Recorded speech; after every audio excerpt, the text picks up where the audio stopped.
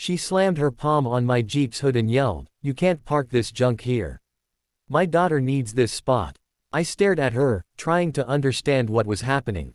This was my own driveway. Karen, our self-proclaimed HOA president, stood there in her pink robe and sunglasses, like she owned the whole block. "I'm giving you 10 minutes to move it before I call the police," she said, waving a fake-looking clipboard. I tried to keep my voice calm. "Ma'am, this is my property. You don't have the right." She cut me off. "Don't you talk back to me. My daughter just got her license, and she's parking here from now on. We run this neighborhood." Her daughter, barely 16, stood behind her, embarrassed but quiet. I could see she didn't even want to be part of this. Then Karen leaned in close and whispered like she was doing me a favor. "Listen, if you don't want trouble with the HOA, just hand over the keys. She'll bring it back tomorrow." I almost laughed. "You want my Jeep? You're out of your mind." Her smile faded instantly. "Fine," she said, stepping back. "Have it your way." She pulled out her phone and dialed 911 right there in front of me.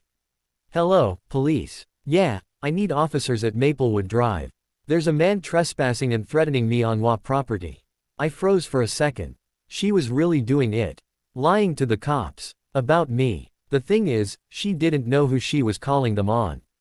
Because just behind my porch door, on the table next to my badge, sat a stack of files with one big title stamped across the front. Office of the State Attorney, Florida District. Karen didn't even wait for the operator to finish. She started yelling into the phone like she was the victim of a crime.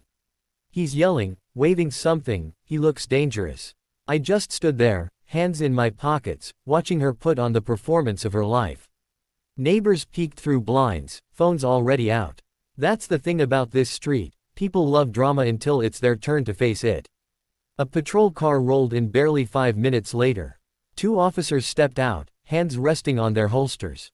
Karen ran toward them like a hero running to safety. "That's him," she shouted, pointing at me. "He's threatening me and refusing to move his vehicle." One of the cops, a younger guy, looked unsure. "Ma'am, you said he's on HOA property." "Yes," she snapped. "This driveway belongs to the association.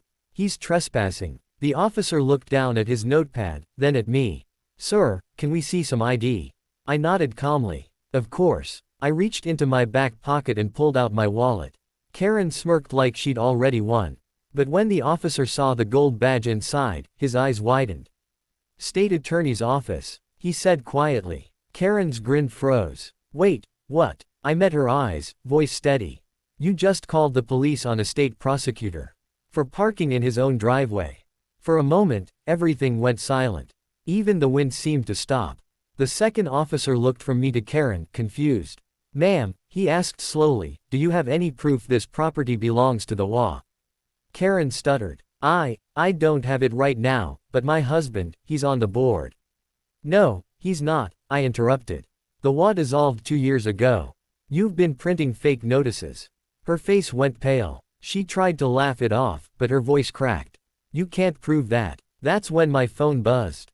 A notification popped up from my home security app, recording saved, driveway cam. I turned the screen toward the officers. "Actually," I said, "I can." Karen's jaw dropped as the clip played, her demanding my keys, calling the cops, and lying about trespassing. The younger officer sighed. "Ma'am, I think you should step aside while we sort this out." But Karen wasn't done. She looked at me with fury in her eyes and hissed, "You think this is over? You don't know who you're messing with." I gave her a small, calm smile. "You're right," I said softly. "Neither do you." Karen stormed off toward her house, muttering things under her breath. The officers followed her for a moment, probably just to calm her down. I stood there by my Jeep, the air heavy with that awkward silence that comes after fake drama. Neighbors' curtains quickly fell shut again, like nothing had happened. A few minutes later, one of the officers came back to me. "Sir, she's, saying you forged your property documents," he said carefully. I laughed under my breath. "Of course she is. That woman's allergic to truth." He smiled a little, like he wanted to agree but couldn't say it out loud. "We'll file a report, just in case she causes trouble again." That's when something clicked in my head. If she was this bold in public, there was more behind it. So, after the cops left, I decided to check my porch camera again, only this time, I rewound the footage from the night before. And there she was, Karen, on my property, slipping a folded paper under my windshield at 2 a.m. I paused the frame and zoomed in. The paper had the same fake wall letterhead. But this one said, "Failure to comply will result in property seizure." My stomach turned. She wasn't just being petty, she was trying to steal the house.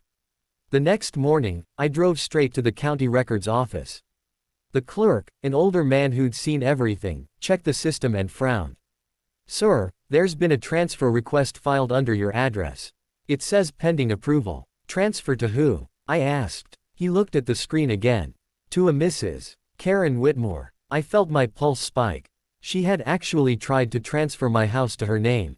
I leaned forward. "Lock that record. Right now. I'll handle the rest." As I walked out of the building, my phone buzzed again, a new text from an unknown number.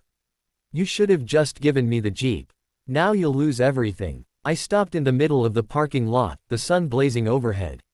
My reflection stared back at me from the Jeep's window, angry, focused, ready. "She picked the wrong person this time," I whispered. "She has no idea what I can do." Because Karen thought she was fighting a neighbor. She didn't know she'd just messed with a man who had access to the state's legal system, and a team that didn't lose. That night, I sat in my living room with the lights off, watching the glow from my security monitors. Karen's house sat across the street, quiet and dark. Too quiet. My gut told me she wasn't done. People like her never stop when they think they have power, they push until someone pushes back harder. I didn't have to wait long. Around midnight, a silver truck pulled into my driveway. Two men stepped out, both wearing cheap, property enforcement jackets. No real badges. No official plates. I hit record on every camera. One of them started cutting a chain around my front gate while the other tried prying open my mailbox. Then I heard a familiar voice from behind the truck. Karen, dressed in a long coat, whispering orders like she was running some secret mission. "This'll teach him," she said. "Once we tag it as HOA repossessed, he can't fight it."